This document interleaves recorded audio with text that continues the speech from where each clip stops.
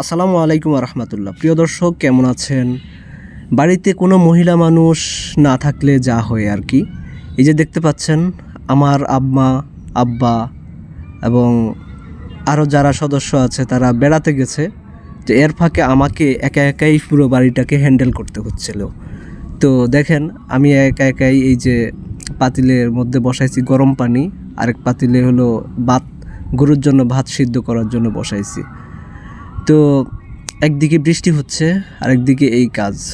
তো বুঝতেই পারতেছেন কতটা পেইনেবল।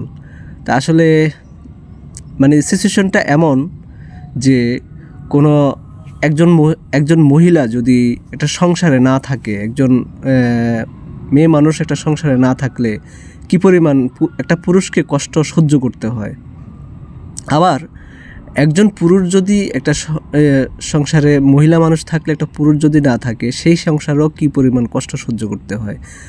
তো আমি রাতের বেলা, এই যে এখন একটু বৃষ্টিটা কম, তো আমি এই যে গরুর জন্য করে নিচ্ছি। আর এই ড্রামের ভিতরে হলো ভুসি, মানে 4-5 প্রকারের ভুসির মিশ্রণে একটা ভুসি তৈরি করা হয়েছিল।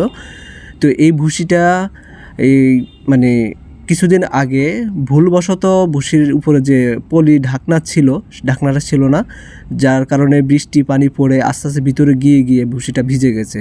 অনেক পরিমাণ ভুসি আমার নষ্ট হয়ে গেছে, যার কারণে এই যে দেখেন খুন্তি দিয়ে যে তরকারি রান্না করে, সেই খুন্তি দিয়ে খুঁচিয়ে আমার ভুসিতে মানে আলাদা করতে হচ্ছিল। তো যাই হোক, এই ভুসি আসলে তৈরি করতে আমার মোটামুটি ভালো টাকা খরচ গেছে। বাট প্রতিদিন শুধুমাত্র গমের ভুসি খাওয়ালে যে টাকাটা খরচ হয়, বা বাজার থেকে কিনা মিশ্রণের ভুসি আনলে যে টাকাটা খরচ হয়, তার চাইতে অনেক কমে আমি এই ভুসিটা মানে প্রতিদিন একটা গরুর পিছনে যাচ্ছে, খুবই কম খরচে। তো আমার যেহেতু দেখা গেছে প্রতিদিন আমার 1 কেজি ভুসি আমার খরচ হতো 50 থেকে 60 টাকা, সেখানে আমার 25 থেকে 30 টাকায় আমার এখন হয়ে যাচ্ছে। তো এই সিক্রেট প্রক্রিয়াটা আমি আসলে আরেকটা ভিডিওতে আপনাদের দেখাবো, তো আপনারা দেখবেন ইনশাল্লাহ। তো এখন আমি গরুর জন্য খাবার রেডি করব। এই যে দেখেন আমি ভুসিগুলা করতেছি। আর দ্বিতীয়ত হলো, এই বর্ষাকালে গরুর জন্য আসলে খুবই কষ্টকর। সে সাথে গরু যারা পালেন বা খামারি যারা আছেন, বিশেষ করে বড় বড় খামারি, তাদের তো আসলে কোনো সমস্যা হয় না, সব কিছু রেডি থাকে।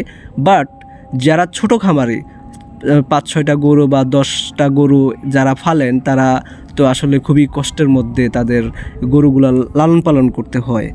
আসলে এখানে বিশেষ কথা হলো, এই যে এই মৌসুমে আমার যে জমিতে ধান ছিল, ধানগুলা ম্যাক্সিমাম ধান নষ্ট হয়ে গেছে। অনেক ধান নষ্ট হয়ে গেছে, শুধু ধান না, সে সাথে খড় নষ্ট হয়ে গেছে।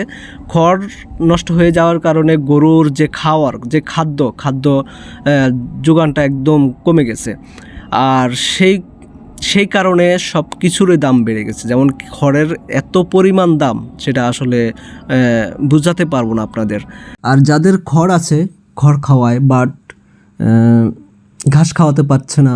বর্ষার কারণে ঘাস অনেক পানির নিচে পড়ে গেছে, অনেক সমস্যা আর কি। যাই হোক, তাদের খড় খাওয়ালে তো শুধু আসলে গাভীর দুধ হয়ে যায় না, এখানে বিশেষ কিছু খাবার আছে, এগুলো খাওয়াতে হয়। এখন সবাই তো সব ধরনের খাবার খাওয়াতে পারে না। যেমন বাজারের যেসব খাবার আছে, সে খাবারগুলো খাওয়াতে গেলে অনেক টাকা খরচ পড়ে যায়।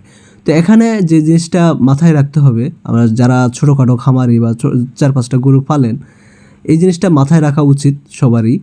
এটা হলো মানে কিছু প্রাকৃতিক খাবার আছে, যেমন কচু আছে, কচু শাকটা, যেটা আমরা কচু শাক খাই অনেক সময়, এই কচু শাকটা কী করে সিদ্ধ করে গরুকে খাওয়াতে পারেন। আর দ্বিতীয়ত হলো তালের মৌসুম, এখন তালটাকে চিপে যে রসটা হয়, সেই রসটা পানির সাথে খাওয়াতে পারেন। তাহলে এতে হয় কি, গরুর যে দুধের যে ঘাটতিটা হওয়ার কথা, সেটা অনেকাংশেই কমে যাবে, ঘাটতি থাকবে না। মানে যেখানে আগে 100% দুধ দিত, সেখানে আপনার 90% বা 90% প্লাস আপনি দুধ পাবেন। ঘাস খাওয়ালে যে পরিমাণ দুধটা পাওয়ার কথা, সেই পরিমাণ থেকে আপনার 90% বা 90+ আপনার দুধ পাবেন। তো এটা কি খারাপ না? তো এটা তো খুবই ভালো একটা। তবে যেখানে আমি ঘাস কষ্ট করে আনতে হবে, সেখানে কিছু পরিমাণ কচু এটা অত বেশি আহামরি কষ্ট না। তাই আমি মনে করি এটা একটা ভালো দিক। আর দ্বিতীয়ত হলো বর্ষাকালে কষ্ট করতেই হয়, কষ্ট করতে হবে। আসলে ভালো কিছু পেতে হলে এই মানে প্রতিষ্ঠিত হতে হলে কষ্ট করতেই হবে। তো দোয়া করবেন আপনারা সবাই যেন আমরা ছোটোখাটো যারা খামারি তারা যেন সামনের দিকে এগোতে পারি এবং ভালো কিছু হতে পারি, দেশের জন্য ভালো কিছু বয়ে আনতে পারি। তো এই দোয়াই আপনাদের কাছে কামনা করি। তো ধন্যবাদ সবাইকে। আল্লাহ হাফেজ। আসসালামু আলাইকুম।